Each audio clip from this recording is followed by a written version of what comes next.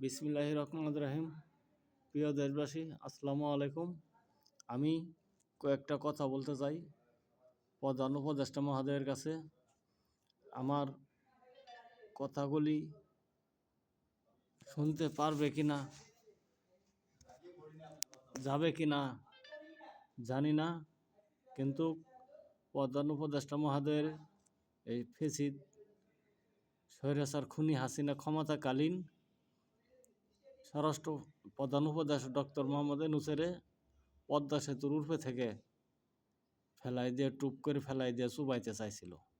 আমি ইউনূস সাহেবের বলি, যদি আপনার এই কথা স্মরণ থাকে, জানা থাকে, তাহলে আপনি দেশের স্বার্থে, দেশের ভালোর জন্য যাওয়ার আগে ভালো একটা কাজ করে যাবেন।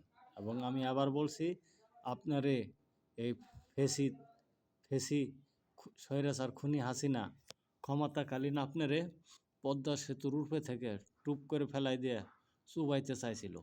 যদি আপনার এই জিনিসটা স্মরণ থাকে, লজ্জা থাকে, জানা থাকে, তাহলে আপনি এই বাংলাদেশে ফেসিস হাসিনারে দোসররা যেন বাংলাদেশে প্রবেশ করতে না পারে, ঢুকতে না পারে।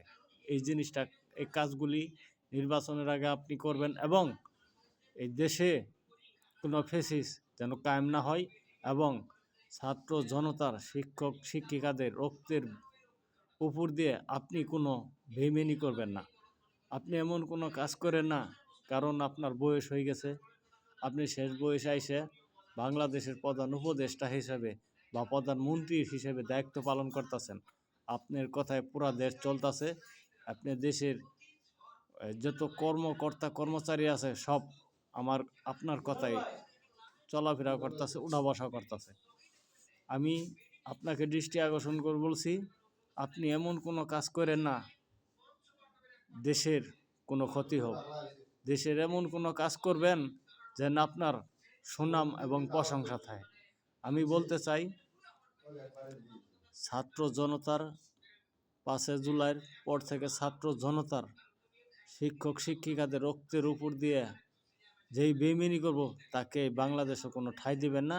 এই স্বৈরাচারী ফ্যাসিস্ট এবং ভারতের দালাল হিসেবে, ভারতের এজেন্ট হিসেবে যারা কাজ করবে এই বাংলাদেশের সন্তান হয়ে, বাংলাদেশের নাগরিক হয়ে, এরা যেন বাংলাদেশে কোনো ঠাঁই না পায়।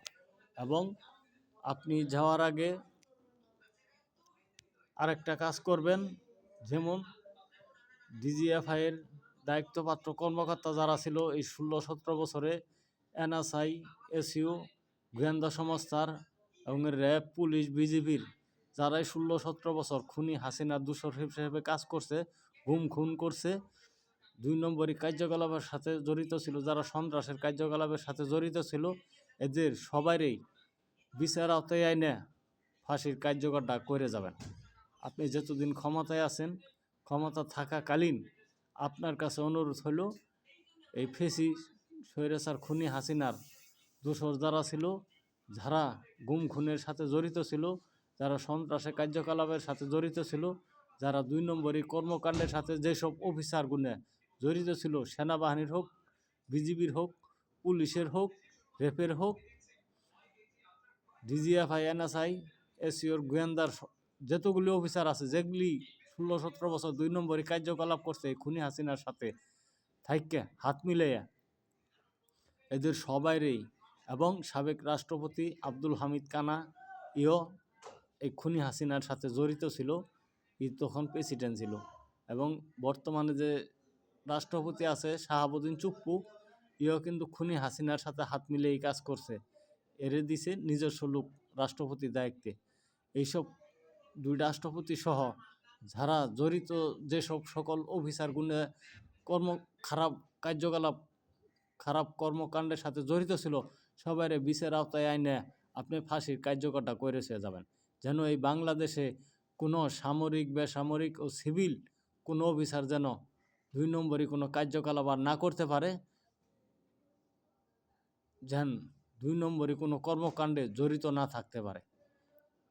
আমি অনুরোধ করি আপনার কাছে দৃষ্টি আকর্ষণ করে, আপনি যাওয়ার আগে, নির্বাচন দেওয়ার আগে এই কাজগুলি সংস্কার করে যাবেন এবং এমনভাবে নির্বাচন দিবেন যেন জনগণে শান্তিভাবে সুন্দর পরিবেশে সুন্দরভাবে যেন ভোটগুলি প্রত্যেক কেন্দ্রে দিতে পারে এবং যে কোনো আইন শৃঙ্খলা বাহিনী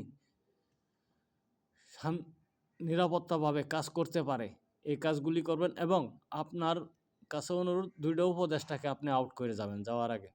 নির্বাচন দেওয়ার আগে স্বরাষ্ট্র উপদেষ্টা এবং আইন উপদেষ্টা এই দুটারে চেঞ্জ করে হাইরে নির্বাচনের আয়োজন করবেন আপনি। তাহলে পুলিশ প্রশাসন এই স্বরাষ্ট্র উপদেষ্টা যা বলবে তাই করবে, আইন উপদেষ্টা যা বলবে তাই করবে। এই দুটারে চেঞ্জ করে হাইরে তারপর আপনি নির্বাচনের আয়োজন করাবেন। এমন দুইটা, একটা স্বরাষ্ট্র উপদেষ্টা দেবেন, একটা আইন উপদেষ্টা দেবেন, যেন এই সেনাপ্রধান ওয়াকারের কথা এই উপদেষ্টারা না শোনে। তাহলে দেখবেন দেশে কোনো উচ্ছৃঙ্খলা হবে না, দেশে কোনো গণ্ডগোল হবে না, সুন্দর পরিবেশে নির্বাচন হবে। কারণ আইন শৃঙ্খলা বাহিনীরা সুন্দরভাবে দায়িত্ব পালন করবে।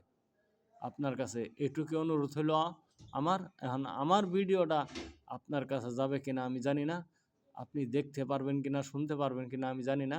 আপনি যাওয়ার আগে ভালো কাজটুক করে যাবেন, দেশের মানুষ যেন আপনার প্রশংসা করতে পারে, আপনার সুনাম করতে পারে।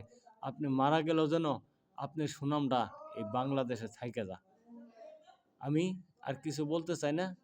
দেশবাসীর প্রতি আহ্বান জানাই আপনারা সকলেই সুস্থ থাকুন, ভালো থাকুন। আসসালামু আলাইকুম ওয়া রাহমাতুল্লাহি ওয়া বারাকাতুহু।